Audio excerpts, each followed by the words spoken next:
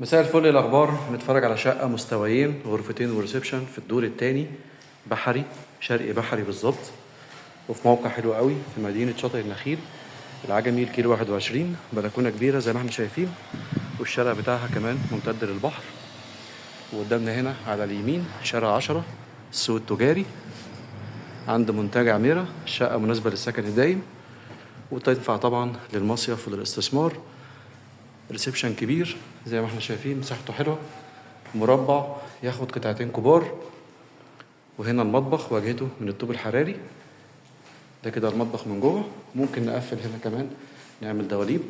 وهنا كده ريسبشن من زاويه تانية. وده كده المستوى التاني، 3 درجات سلم. الشقه مسجله في الجمعيه وفيها عداد كهرباء وفي اسانسير وحارس في العماره. دي كده اول غرفه نوم، شباكها بحري. وهنا غرفه النوم التانية شباكها برضو في الاتجاه البحري. وده طبعا الحمام.